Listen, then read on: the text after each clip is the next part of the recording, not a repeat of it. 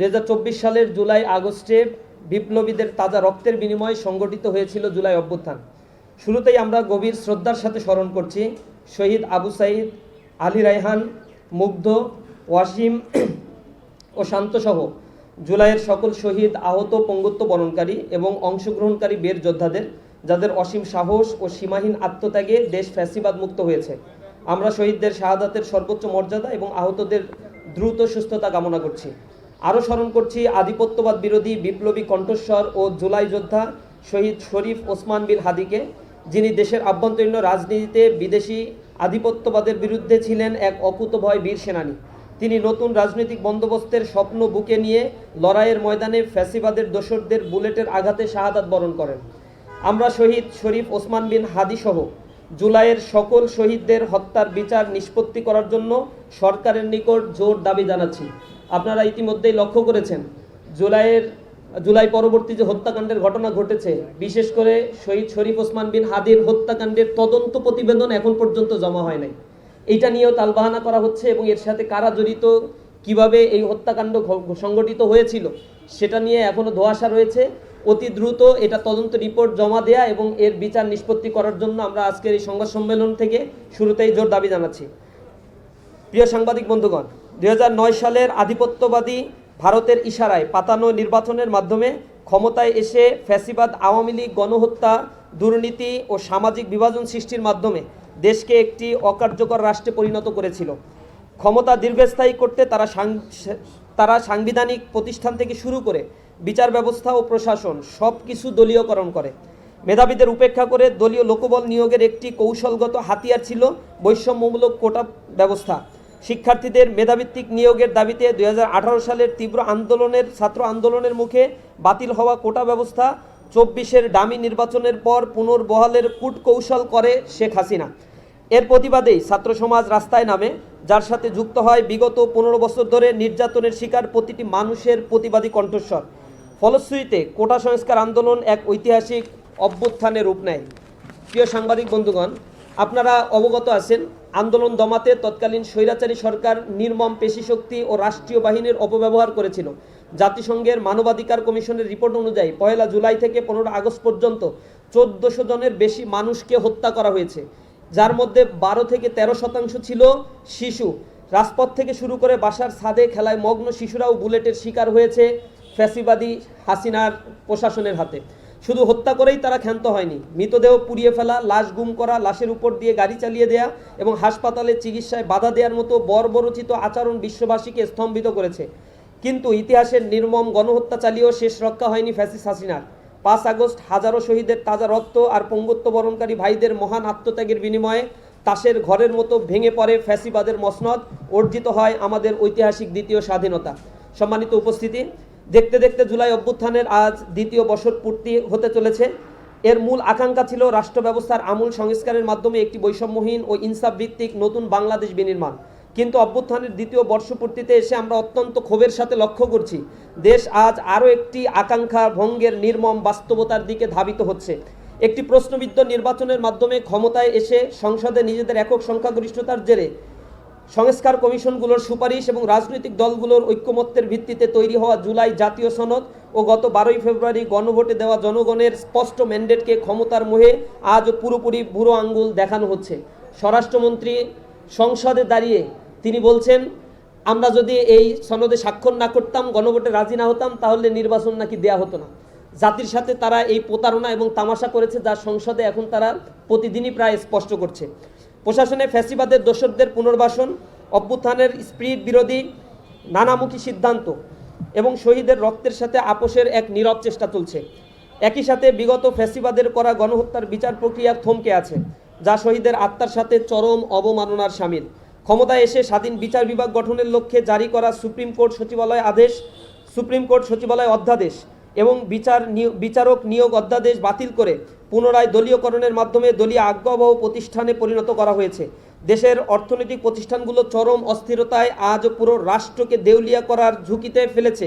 Banking খাতে খেলাপি ঋণের পরিমাণ যখন আকাশচুম্বী, তখন টিআইবি এর হলফনামা ভিত্তিক রিপোর্টে দেখা গিয়েছে বর্তমান বিএনপির সংসদ সদস্যদের প্রায় 59% প্রার্থী ঋণ খেলাপি। বিগত আমলের ফ্যাসিবাদী কায়দায় আজ দেশের বিভিন্ন স্তরে নিজেদের পছন্দের প্রশাসক নিয়োগ, বিশ্ববিদ্যালয়গুলোতে মেধার তোয়াক্কা না করে চরম দলীয় আনুগত্যশীলদের ভিসি ও প্রক্টর নিয়োগ দিয়ে শিক্ষা প্রতিষ্ঠানগুলোকে আবারও দলীয়করণের দিকে ঠেলে দেওয়া হয়েছে। দেশের আইন শৃঙ্খলা পরিস্থিতি আজ পুরোপুরি ভেঙে পড়েছে। সামাজিক নিরাপত্তা বলতে কিছুই নেই। বিশেষ করে দেশের ধর্ষণ ঘটনা আজ এক ভয়াবহ মহামারী আকার ধারণ করেছে। অবুঝ শিশু থেকে শুরু করে বৃদ্ধা কিংবা প্রতিবন্ধী নারী আজ কেউই রেহাই পাচ্ছে না। বিচারহীনতার সংস্কৃতি, অপরাধীদের রাজনৈতিক আশ্রয় দেওয়ার কারণেই আজ এই দানবীয় পরিস্থিতি তৈরি হয়েছে। চাঁদাবাজিকে প্রাতিষ্ঠানিক রূপ দেওয়া হয়েছে। পুলিশ বাহিনীকে সংস্কার করে জনগণের সেবক বানানোর পরিবর্তে আবারও রাজনৈতিক প্রতিপক্ষ দমন ও চরিত্র হননের হাতিয়ার হিসেবে ব্যবহার করার নগ্ন প্রবণতা দৃশ্যমান হয়েছে। প্রিয় সাংবাদিক বন্ধুগণ, বিএনপি সরকারের প্রথম 100 দিন টিআইবি এর সাম্প্রতিক প্রতিবেদন, পুলিশ সদর দপ্তরের তথ্য এবং বিভিন্ন গণমাধ্যমে প্রকাশিত প্রতিবেদনে দেশের আইন শৃঙ্খলা পরিস্থিতির একটি উদ্বেগজনক চিত্র ফুটে উঠেছে। সরকার গঠনের প্রথম 100 দিনে দেশ জুড়ে রাজনৈতিক সংঘাত, বিশেষ করে ক্ষমতাসীন দল বিএনপির অভ্যন্তরীণ কোন্দল আইন শৃঙ্খলা পরিস্থিতির অবনতিকে আরও প্রকট করেছে। উল্লেখিত প্রতিবেদন ও তথ্য অনুযায়ী সরকার গঠনের প্রথম 100 দিনে দেশ জুড়ে 915টি খুন, 209টি ধর্ষণ, 3496টি নারী ও শিশু নির্যাতন, 196টি অপহরণের ঘটনা ঘটেছে। একই সময় 294টি ছিনতাই, 90টি ডাকাতি, 2214টি চুরি এবং মাঠ পর্যায়ে কর্তব্যরত পুলিশের উপর 129টি হামলার ঘটনাও রেকর্ড করা হয়েছে। জননিরাপত্তার এই নাজুক পরিস্থিতি দেশের সামগ্রিক স্থিতিশীলতার জন্য একটি বড় চ্যালেঞ্জ হয়ে দাঁড়িয়েছে। কেবল মে মাসেই 32টি মব কিলিংয়ের ঘটনা রিপোর্টে উঠে এসেছে। একই সময়ে 30 থেকে 36 জন গণধর্ষণের শিকার হয়েছে। গত 4 মাসে অন্তত 118টি শিশু ধর্ষণের ঘটনা ঘটেছে। কেবল মে মাসেই 215টি নারী নির্যাতনের শিকার হয়েছে, যার মধ্যে 56 জন প্রাণ হারিয়েছে। জুন মাসের চূড়ান্ত প্রতিবেদন এখনও আনুষ্ঠানিকভাবে প্রকাশিত না হলেও প্রথম 25 দিনেই 2.5 শতাধিক নারী ও শিশু নির্যাতনের শিকার হয়েছে। লক্ষ্মীপুরে মা ও 3 মেয়ে সহ অন্তত 18 জন নিহত হয়েছে। উদ্বেগজনক বিষয় হলো উল্লেখিত ঘটনাগুলোর একটি বড় অংশে ক্ষমতাসীন দল বিএনপির নেতাকর্মীদের সম্পৃক্ততার অভিযোগ উঠে এসেছে। আগস্ট 2024 থেকে এ পর্যন্ত সংগৃহীত তথ্য বিশ্লেষণে দেখা যায়, বিএনপি এবং তার বিভিন্ন অঙ্গ সংগঠন যেমন ছাত্রদল, যুবদল, শ্রমিক দল, স্বেচ্ছাসেবক দলের নেতাকর্মীদের বিরুদ্ধে নারীর প্রতি সহিংসতা সংশ্লিষ্ট 108টি গুরুতর অভিযোগ উঠে এসেছে। এর মধ্যে রয়েছে 69টি ধর্ষণ, 15টি গণধর্ষণ, 12টি ধর্ষণ চেষ্টা, 9টি ঘটনায় ধর্ষকদের আশ্রয় প্রশ্রয় দেওয়ার অভিযোগ উঠে এসেছে। একই সময় বিএনপির নেতাকর্মীদের বিরুদ্ধে 287টি খুনের ঘটনাও বিভিন্ন সূত্রে উঠে এসেছে। এসব পরিসংখ্যান স্পষ্টভাবে নির্দেশ দেয় যে রাজনৈতিক আশ্রয় প্রশ্রয়ে একটি অপরাধী চক্র দেশের আইন শৃঙ্খলা পরিস্থিতিকে মারাত্মকভাবে অবনতির দিকে ঠেলে দিয়েছে এবং সারা দেশে জননিরাপত্তা আজ গভীর সংকটের মুখে পতিত হয়েছে। প্রিয় সাংবাদিক বন্ধুগণ, রাজনৈতিক মতবিরোধ ও ভিন্ন মত পোষণের কারণে মানুষ হত্যা ছিল ফ্যাসিবাদী হাসিনা সরকারের অন্যতম রাজনৈতিক সংস্কৃতি। কিন্তু অত্যন্ত পরিতাপের বিষয়, ফ্যাসিবাদ উত্তর বাংলাদেশে বর্তমান সরকারের আমলেও আমরা সেই একই পুরনো অপসংস্কৃতির পুনরাবৃত্তি দেখতে পাচ্ছি।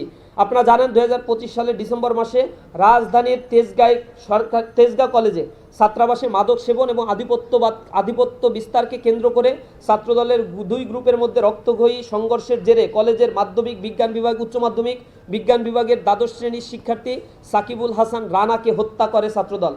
অথচ জুলাই অভ্যুত্থানের অন্যতম আকাঙ্ক্ষা ছিল সন্ত্রাস, হানাহানি, দলীয় লেজুর ভিত্তিমুক্ত শিক্ষাঙ্গন প্রতিষ্ঠা এবং জ্ঞান গবেষণা, মুক্ত বুদ্ধি চর্চা ও নৈতিক মূল্যবোধ বিকাশে সহায়ক নিরাপদ ক্যাম্পাস বিনির্মাণ করা। কিন্তু জুলাই অভ্যুত্থানের সেই আকাঙ্ক্ষাকে বিসর্জন দিয়ে অতীতে সংগঠিত সন্ত্রাসী কর্মকাণ্ডের কালো ইতিহাস থেকে ন্যূনতম শিক্ষা না নিয়ে সরকার দলীয় সংগঠন ছাত্রদল বর্তমানে শিক্ষাঙ্গনে আবারও বর্বরচিত সহিংসতার পুনরাবৃত্তি ঘটাচ্ছে।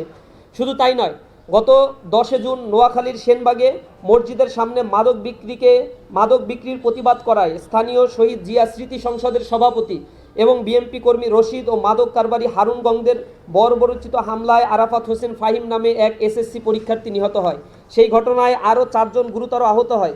এদিকে গত 21 জুন গাইবান্ধায় সাঘাটা উপজেলার বোনারপাড়া ইউনিয়নের সভাপতি, ইসলামী ছাত্র শিবিরের সভাপতি সাইফুল্লাহ বারিকে যুবদলের সন্ত্রাসীরা প্রকাশ্য দিবালোকে নৃশংসভাবে কুপিয়ে ও গলা কেটে হত্যা করে। এই ঘটনায় এখন পর্যন্ত 4 জনকে গ্রেপ্তার করা হলেও মূল আসামি তিনি এখনও ধরাছোঁয়ার বাইরে অবস্থান করছে। বিগত ফ্যাসিস্ট সরকারের সময়ে সবচেয়ে বেশি ক্ষতিগ্রস্ত হয়েছিল শিক্ষা প্রতিষ্ঠানগুলো। বিশ্ববিদ্যালয় অন্যান্য উচ্চশিক্ষা প্রতিষ্ঠানে প্রশাসনের দলীয় অনুগত ব্যক্তিদের বসিয়ে এবং পেটোয়া বাহিনী ছাত্রলীগকে ব্যবহার করে শিক্ষাঙ্গনগুলোকে সন্ত্রাস, দখলদারিত্ব, ভয়ের অভয়ারণ্যে পরিণত করা হয়েছিল। সেই দুঃসহ পরিস্থিতির অবসান ঘটিয়ে একটি নিরাপদ ও স্বাধীন শিক্ষাঙ্গনের প্রত্যাশায় দেশের শিক্ষার্থীরা জুলাই অভ্যুত্থানে গুরুত্বপূর্ণ ভূমিকা পালন করেছিল।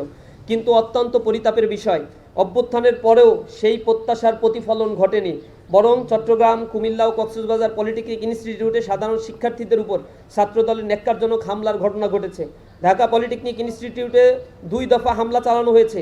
এছাড়া রুয়েট, ডুয়েট, সাবিপ্রবি সহ বিভিন্ন শিক্ষা প্রতিষ্ঠানের শিক্ষার্থীদের উপর হামলা, শাহবাগে সংঘবদ্ধ হামলা চালিয়ে ডাকসুর নেতৃবৃন্দকে লাঞ্ছিত করা এবং ক্যাম্পাস জুড়ে আধিপত্য বিস্তারের নানা ঘটনা দেশবাসী প্রত্যক্ষ করেছে।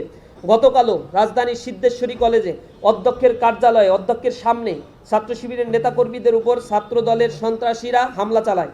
শিক্ষার্থীদের রক্ষা করতে এগিয়ে এলে সমাজবিজ্ঞান বিভাগের শিক্ষক খায়রুল ইসলামকেও মারধর করা হয়, তাকে আঘাত করা হয়, রক্তাক্ত করা হয়, সে শিক্ষকের দাঁত পর্যন্ত ভেঙে যায় এবং আহত অবস্থায় তিনি কোনো প্রতিকার পান নাই। সেটা মিডিয়াতেও সেই ঘটনাগুলো আসতে দেয় নাই। অধ্যক্ষ থেকে শুরু করে পুরো চক্র এর সাথে জড়িত রয়েছে। এর আগে ঢাকা বিশ্ববিদ্যালয়ের শহীদুল্লাহ হলে সিনিয়রদের সঙ্গে কথা কাটাকাটির ঘটনাকে নারী হেনস্থার অভিযোগে ভিন্ন খাতে প্রবাহিত করে হল সংসদের সমাজসেবা সম্পাদক সাজুকে টার্গেট করে ছাত্রদল ও বাম সংগঠনের নেতাকর্মীরা গত পরশু গভীর রাতে সাজুর কক্ষের সামনে ছাত্রদলের নেতাকর্মীদের সংঘবদ্ধ উপস্থিতির সিসিটিভি ফুটেজ প্রমাণ করে শিক্ষাঙ্গনে আবারও আবরার ফাহাদের মতো মর্মান্তিক ঘটনার পুনরাবৃত্তি ঘটাতে চায় তারা। এছাড়াও শিক্ষা প্রতিষ্ঠানগুলোতে অভ্যন্তরীণ কোন্দল, আধিপত্য বিস্তার, মাদক কারবার ও অন্যান্য অপরাধমূলক কর্মকাণ্ডের মাধ্যমে ক্যাম্পাসগুলোকে আবারও অস্থিতিশীল করে তোলা হচ্ছে। একই সঙ্গে বিভিন্ন মতবাদ, ট্যাগিং ও উদ্দেশ্য প্রণোদিত প্রচারণার মাধ্যমে সাধারণ শিক্ষার্থীদের উপর নির্যাতনের বৈধতা তৈরির অপচেষ্টা চলছে। যে দলীয়করণের বিরুদ্ধে দেশের সাধারণ মানুষ রায় দিয়েছে, আজ সেই একই ধারাবাহিকতায় বিশ্ববিদ্যালয়গুলোতে দলীয় বিবেচনায় প্রশাসক নিয়োগের মাধ্যমে শিক্ষাঙ্গনগুলোতে পুনরায় নিয়ন্ত্রণের চেষ্টা চালানো হচ্ছে। আপনারা লক্ষ্য করেছেন যে কয়টি বিশ্ববিদ্যালয়ে বিসি নিয়োগ দেওয়া হয়েছে সবাই সাদা দলের পোস্টেড নেতা, বিএনপির কেন্দ্রীয় নেতা, এই পর্যায়ের নেতাদেরকেই বিসি পর্যায়ে নিয়োগ দেওয়া হয়েছে। ফলে স্বাধীন, নিরাপদ ও জ্ঞান চর্চার অনুকূল শিক্ষাঙ্গন গড়ে তোলার যে আকাঙ্ক্ষা নিয়ে শিক্ষার্থীরা অভ্যুত্থানে অংশ নিয়েছিল তা আজ পূরণ হয়নি। দেশের এই জটিল রাজনৈতিক বাস্তবতায় জুলাই অভ্যুত্থানের আকাঙ্ক্ষাকে ধারণ, শহীদ ও আহত যোদ্ধাদের স্বপ্নের বাংলাদেশ বিনির্মাণ, গণভোটের রায় ও জুলাই সনদ অবিলম্বে পূর্ণাঙ্গ বাস্তবায়ন এবং গণহত্যার বিচারের দাবিতে বাংলাদেশ ইসলামী ছাত্র শিবির দেশব্যাপী 36 দিনব্যাপী বিশেষ কর্মসূচি হাতে নিয়েছে। কর্মসূচির 1, গণভোটের রায় ও জুলাই সনদের পূর্ণাঙ্গ বাস্তবায়ন। আওয়ামী ফ্যাসিবাদের আমলে সংগঠিত সকল গণহত্যার বিচারের দাবিতে দেশব্যাপী অদম্য জুলাই শিরোনামে মাসব্যাপী বিক্ষোভ মিছিল ও সমাবেশ আয়োজন। রক্তাক্ত জুলাইয়ের স্মৃতি নিয়ে গল্প, উপন্যাস, গবেষণা প্রবন্ধ এবং সাময়িকী প্রকাশ। রাজধানীতে শিশুদের চোখে জুলাই জাগরণ শীর্ষক আলোকচিত্র প্রদর্শনী, জুলাই জাগরণ ডকু ফিল্ম প্রতিযোগিতা ও পুরস্কার বিতরণের আয়োজন, সেমিনার, সিম্পোজিয়াম, রিসার্চ কনফারেন্স, আলোচনা সভা, দোয়া অনুষ্ঠানের আয়োজন। সারা দেশে শিক্ষা প্রতিষ্ঠান ও গুরুত্বপূর্ণ পাবলিক প্লেসে জুলাইয়ের অঙ্গীকার, ইনসাফের বাংলাদেশ বিনির্মাণ শীর্ষক আলোকচিত্র ও ডকুমেন্টারি প্রদর্শন এবং সাংস্কৃতিক সন্ধ্যার আয়োজন। জুলাইয়ের স্মৃতি বলা, স্মৃতি লিখন, বক্তব্য রচনা ও বিতর্ক প্রতিযোগিতা প্রভৃতির আয়োজন। নিজ নিজ জেলায় শহীদের নামে স্থায়ী পাঠাগার প্রতিষ্ঠা। জুলাই শহীদ স্মৃতি ক্রীড়া প্রতিযোগিতার আয়োজন। শহীদ পরিবার, আহত ও আন্দোলনে অংশগ্রহণকারী গাজীদের নিয়ে লাল জুলাই শীর্ষক সাক্ষাৎকার গ্রহণ ও পডকাস্টের আয়োজন। শহীদের কবর জিয়ারত, শহীদ পরিবার ও আহতদের সঙ্গে সাক্ষাৎকার এবং মতবিনিময় ও জুলাই দেশব্যাপী জুলাই গ্রাফিতি অঙ্কন। ইকোস অফ জুলাই শিরোনামে 36 দিনব্যাপী অনলাইন ক্যাম্পেইন পরিচালনা করা। প্রিয় সাংবাদিক বন্ধুগণ, আমরা যখন জুলাইয়ের দিকে তাকাই তখন আমাদের চোখে ভেসে ওঠে আবু সাঈদ, মুগ্ধ, যাদের বুক পেতে দিয়ে তাদের এই বীরত্ব, মুগ্ধর সেই পানি লাগবে পানি বলে ছুটে চলা মানবিক সেই আহ্বান এবং 24-এর হাজারো শহীদের আত্মত্যাগ। তাদের আত্মত্যাগ আমাদের শিখিয়েছে ভয়ের সংস্কৃতি থেকে অন্যায়ের বিরুদ্ধে মাথা উঁচু করে দাঁড়াতে। মনে করিয়ে দিয়েছে এই দেশের প্রকৃত মালিক কোনো স্বৈরাচার শাসক নয়, বরং এ দেশের মালিক এ দেশের জনগণ। তাই আসুন কোনো স্বার্থান্বেষী গোষ্ঠীর ক্ষমতা লিপ্সার কাছে এই অভ্যুত্থানের অর্জনকে ব্যর্থ হতে না দিয়ে সব বিভেদ ভুলে শহীদের স্বপ্নের বৈষম্যহীন ইনসাফ ভিত্তিক বাংলাদেশ গড়ার লক্ষ্যে আমরা পুনরায় ঐক্যবদ্ধ হই। সবশেষে গণহত্যার বিচার, গণভোটের রায় এবং জুলাই সনদের পূর্ণাঙ্গ বাস্তবায়নের দাবি জানিয়ে আগামী 36 দিন ব্যাপী কর্মসূচি সফল করতে ইসলামী ছাত্র শিবিরের জনশক্তি, শুভাকাঙ্ক্ষী ছাত্র সমাজ এবং দেশবাসীর সার্বিক সহযোগিতা কামনা করছি। উপস্থিত সাংবাদিক বন্ধুদেরকে উপস্থিত হওয়ার জন্য আন্তরিক ধন্যবাদ জানিয়ে আমার লিখিত বক্তব্য এখানেই শেষ করছি।